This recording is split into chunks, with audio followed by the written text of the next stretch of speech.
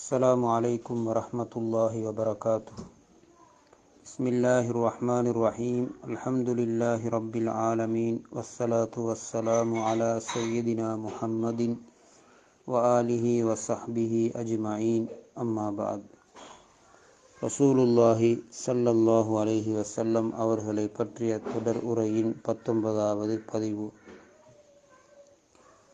நபி ஸல்லல்லாஹு அலைஹி வஸல்லம் அவர்களுக்கு 40 வயது பூர்த்தியாகும் பொழுது நபித்துவம் கொடுக்கப்பட்டது.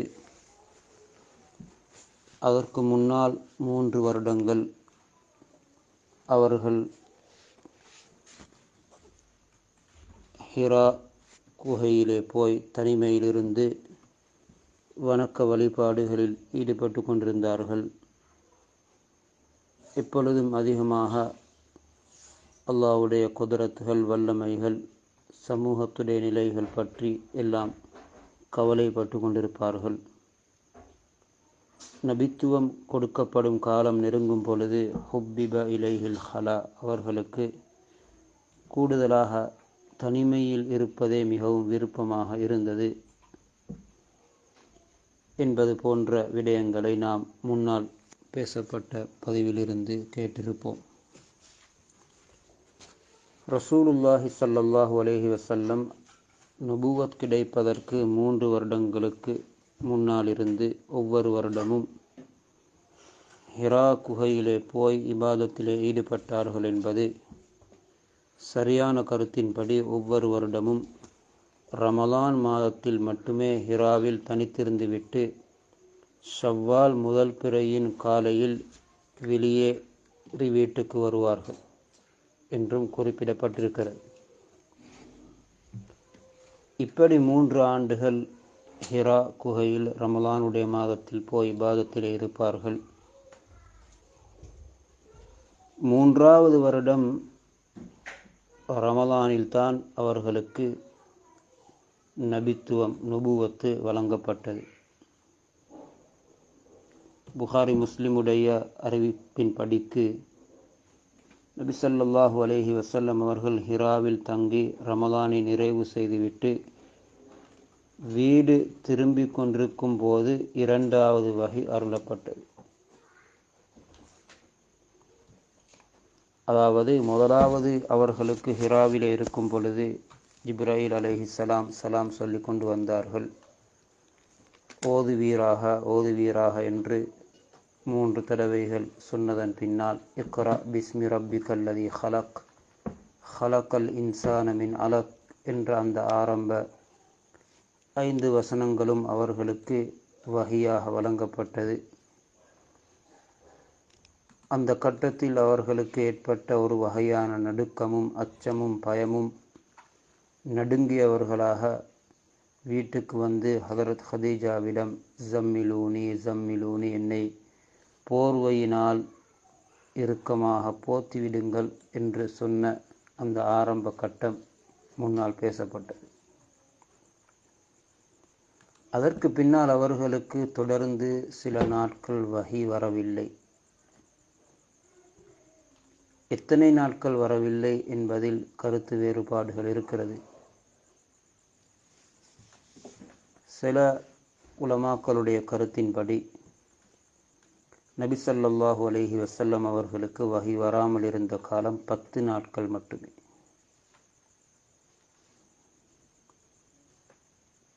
நபி ஸல்லல்லாஹு அலைஹி வஸல்லம் அவர்களுக்கு ரமலான் பிறை 21 திங்கள் இரவில் 1வது தடவை வஹி அருளப்பட்டது. 2வது வஹி ஷவ்வால் முதல் பிறை வியாழக்கிழமை காலையிலே அருளப்பட்டது.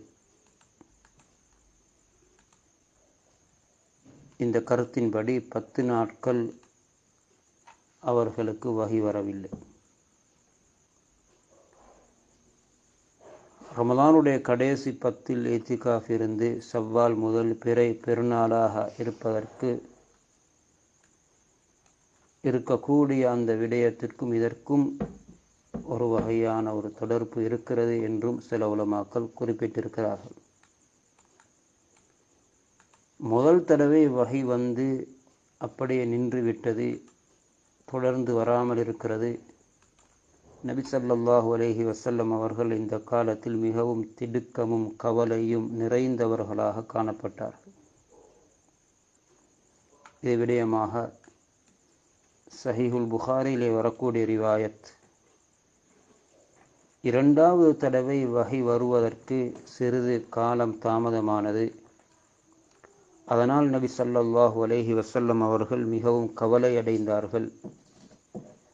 அந்த கவலை தாங்க முடியாமல் தன்னையே ஒரு கட்டுப்படுத்தி கொள்ள முடியாத ஒரு நிலை, மலை உச்சியிலிருந்து கீழே குதித்து விடுவதற்கு பல முறை முயற்சி முனைந்தார்கள். அப்படி கவலையோடு போய் மலை உச்சியின் மீது போய் கீழே குதிப்பதற்காக வேண்டி நாடும் பொழுது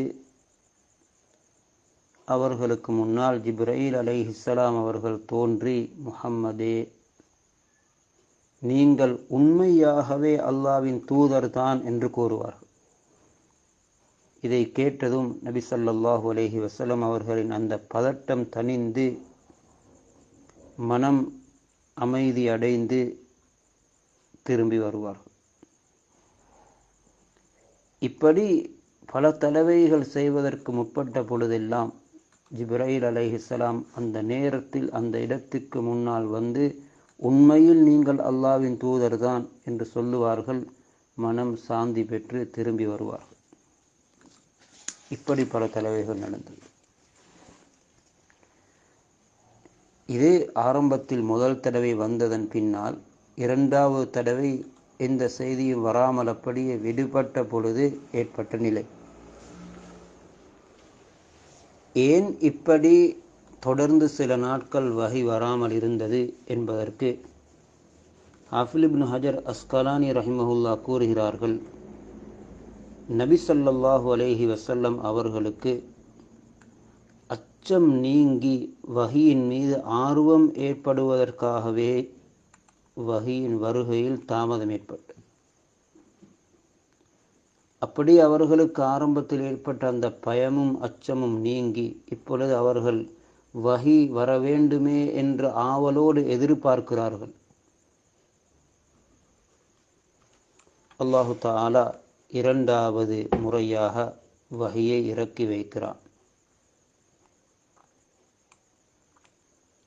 நபி ஸல்லல்லாஹு அலைஹி வஸல்லம் அவர்கள் குறிப்பிடும் பொழுது, நான் ஹிரா குகையிலே ஒரு மாதம் தங்கியிருந்து பிறகு திரும்பினேன். நான் ஒரு பள்ளத்தாக்கில் நடந்து கொண்டிருக்கும் போது என்னை அழைக்கும் குரலை கேட்டு வலப்பக்கம் பார்த்தேன். அங்கு எதையும் நான் காணவில்லை. இடது பக்கம் பார்த்தேன், எதையும் நான் காணவில்லை. அப்பொழுது மேலே தலையை உயர்த்தி பார்த்தேன். அங்கு நான் ஹிரா குகையில் என்னிடம் வந்த அதே மலக்கு ஜிப்ரீல் அலைஹிஸ்ஸலாம் அவர்கள் வானத்துக்கும் பூமிக்கும் இடையே ஒரு கதிரையின் மீது உட்கார்ந்திருக்கிறார்கள். நான் ஹதீஜா ரலியல்லாஹு அன்ஹா அவர்களிடம் சென்று திரும்பவும் என்னை போர்த்துங்கள், குளிர்ந்த நீரை என் மீது ஊற்றுங்கள் என்று கூறினேன். அவர்கள் என்னை போர்த்தி குளிர்ந்த நீரை என் மீது ஊற்றினார்கள்.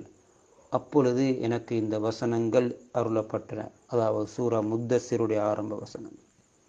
யா ஐயுஹல் முத்தஸிர் கும் ஃபஅன்சிர் வரப்பக ஃபகப்பிர் வசியாபக ஃபதஹிர் வர்ருஜ்ஸ ஃபஹ்ஜுர் வலா தம்னுன் தஸ்தக்சிர் வலிரப்பிக ஃபஸ்பிர் என்ற வசனங்கள். யா ஐயுஹல் முத்தஸிர், வஹியினுடைய இந்த அதிர்ச்சியால் போர்வையை போர்த்தி கொண்டிருக்கும் நபியே, கும் ஃபஅன்சிர், நீங்கள் எழுந்து சென்று அச்சமூட்டு எச்சரிக்கை செய்யுங்கள். தப்லீகுடைய பொறுப்பு வழங்கப்படுகிறது.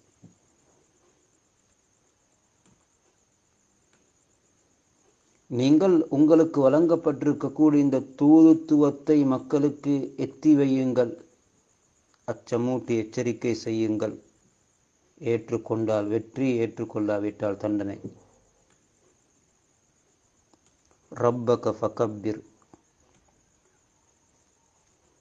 வரப்பக ஃபகப்பிர், உங்கள் இறைவனை பெருமைப்படுத்துங்கள். அல்லாஹ்வுடைய பெருமையை, குதரத்தை, வல்லமையை மக்களிடம் பேசுங்கள். வசியாபக ஃபதஹிர், உங்களது ஆடைகளை பரிசுத்தமாக்கிக் கொள்ளுங்கள். அல்லாஹ்வை மகிமைப்படுத்தி, அல்லாஹ்வுக்கு முன்னால் நிற்கக்கூடிய தூதராகிய நீங்கள் அழகான தோற்றத்தில் மிகவும் பரிசுத்தமாக உங்களுடைய உடையையும் வைத்து கொள்ளுங்கள். உடலே பரிசுத்தமாக இருக்க வேண்டும் என்றால் மோசமான கெட்ட சிந்தனைகள், செயல்களில் இருந்து உறுப்புக்களும் உள்ளமும் பரிசுத்தமாக இருக்க வேண்டும் என்பது தெளிவானது. வர்ருஜுஸ ஃபஹ்ஜுர், அசுத்தங்களை வெறுத்திடுங்கள். அல்லாஹுவை வணங்கி அவனுக்கு மாறு செய்வதை தவிர்த்து அல்லாஹ்வின் கோபத்திலிருந்து தூரமாகிவிடுங்கள். வலா தம்னுன் தஸ்தக்சிர், பிறருக்கு உதவி செய்யும் போது அதற்கு சமமாக அல்லது அதைவிட அதிகமான பலனை எதிர்பார்க்காதீர்கள். உபகாரம் அல்லாஹ்வுக்காக வேண்டி செய்யுங்கள். மக்களிடம் எதையும் எதிர்பார்க்க வேண்டாம். ஒலி ரப்பிக ஃபஸ்பிர், உங்களுடைய ரப்பின் கட்டளையை நிறைவேற்றுவதற்காக வேண்டி கஷ்டங்களை, சிரமங்களை நீங்கள் பொறுத்திருங்கள். பொறுமையாக வாழுங்கள், பொறுமைக்கு தயாராகுங்கள். இப்படி ஆரம்ப வசனங்கள் இரண்டாவது வகையாக அவர்களுக்கு அனுப்பப்பட்டு அவர்களுக்கு பொறுப்பு ஒப்படைக்கப்படுகிறது. இது அல்லாஹ்வினுடைய மிகப்பெரிய ஒரு சுமை, பொறுப்பு. நபி ஸல்லல்லாஹு அலைஹி வஸல்லம் அவர்கள் தூக்கத்தில் இருந்தார்கள். அவர்களை தட்டி எழுப்பப்படுகிறது. எழும்புங்கள், பொறுப்பை நிறைவேற்றுவதற்கு தயாராகுங்கள். நபி ஸல்லல்லாஹு அலைஹி வஸல்லம் அவர்கள் தூக்கத்திலிருந்து எழுந்தார்கள். அன்று எழுந்தவர்கள் 20 வருடங்களுக்கு மேலாக ஓய்வு பெறவே இல்லை என்று சொன்னால் மிகையாகாது. கும் ஃபஅன்சிர் என்று பொறுப்பு கொடுக்கப்பட்டு தூக்கத்திலிருந்து எழுப்பப்பட்ட ரசூல் அந்த பொறுப்பை சரியாக நிறைவேற்றுவதற்காக வேண்டி இரவு பகல் என்று பாராமல் தன்னை அர்ப்பணித்தார். சூரிய வெளிச்சம் எங்கெல்லாம் நுழைகிறதோ அங்கெல்லாம் என்னுடைய இந்த தூதுத்துவம், என்னுடைய இந்த செய்தி போக வேண்டும், தீன் பரவ வேண்டும் என்ற கவலையை உள்ளத்தை சுமந்து கொண்டார். இரவின் இருள், பகலின் வெளிச்சம் எங்கெல்லாம் நுழைகிறதோ அங்கெல்லாம் இந்த தீன் மார்க்கம் போக வேண்டும். அன்று எழுந்தவர்கள் ரூஹு பிரியும் வரையிலே நிம்மதியான தூக்கம் தூங்கவில்லை. இந்த உலகத்தில் அவர்கள் ராகத்து பெறுவதற்காக வேண்டி உட்காரவில்லை. தனக்காகவோ தமது குடும்பத்தினருக்காகவோ என்று இந்த உலகத்தில் அனுபவிப்பதை விட்டுவிட்டு அல்லாஹ்வினால் ஒப்படைக்கப்பட்ட மிகப்பெரிய பொறுப்பை, சுமையை தனது தோளில் சுமந்து அல்லாஹ்வின் பக்கம் அழைக்கக்கூடிய பணியில் தன்னை அர்ப்பணித்தார்.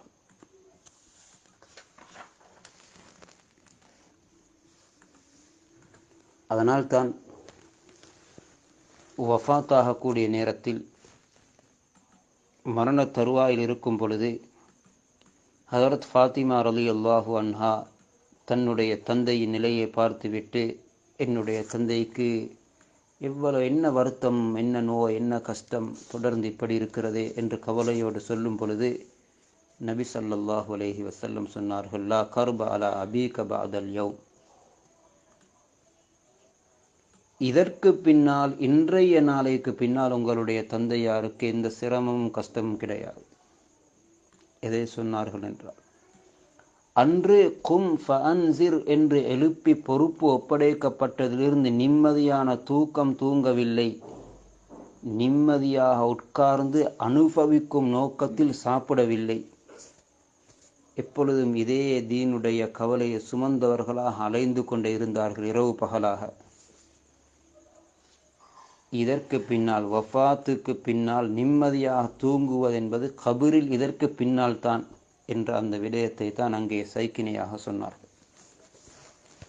இதுதான் நபித்துவத்தினுடைய ஆரம்ப கட்டம். நபித்துவத்தின் அந்த பொறுப்பு கொடுக்கப்பட்டு இப்பொழுது நபி ஸல்லல்லாஹு அலைஹி வஸல்லம் அவர்கள் அந்த பொறுப்பை நிறைவேற்றுவதற்காக வேண்டி எழுந்து தயாராகிவிட்டார்கள். அவர்களுக்கு வழங்கப்பட்ட அந்த வஹியும் அது மிகவும் பாரமானது, சிரமமானது. அதை பற்றி வஹி எப்படிப்பட்டது, அந்த குர்ஆனுடைய வசனங்கள் இறங்கும் பொழுது நபி ஸல்லல்லாஹு அலைஹி வஸல்லம் அவர்களுடைய நிலை எப்படி இருக்கும் என்ற விடயங்களோடு அதற்கு பின்னால் நபித்துவ வரலாறின் படிப்படியான ஒவ்வொரு கட்டங்களையும் நாம் இன்ஷா அல்லாஹ் வரக்கூடிய பதிவுகளில் பார்ப்போம். எனவே எங்களுக்காக வேண்டி முழு உம்மத்துக்கும் இந்த உயர்ந்த தீன் போய் சேர வேண்டும் என்ற பொறுப்பை 100% நிறைவேற்றுவதற்காக வேண்டி தன்னையே அர்ப்பணித்து தியாகம் செய்த எங்களுடைய ஹபீப் முஹம்மது ஸல்லல்லாஹு அலைஹி வஸல்லம் அவர்களே எங்களால் ஒரு செக்கனும் மறக்க முடியாது. அன்னாருக்கு நாம் நிறைய உபகாரம் செய்வதற்கு கடமைப்பட்டவர்கள். குறைந்தது அன்னாரை உள்ளத்தினால் நேசித்து அவர்களை முழுமையாக பின்பற்றி அதிகம் அவர்களை நினைத்து ஸலவாத்தும் ஸலாமும் சொல்லுவோம். ஸல்லல்லாஹு அலா முஹம்மது ஸல்லல்லாஹு அலைஹி வஸல்லம். وآخر دعوانا أن الحمد لله رب العالمين. السلام عليكم ورحمة الله وبركاته.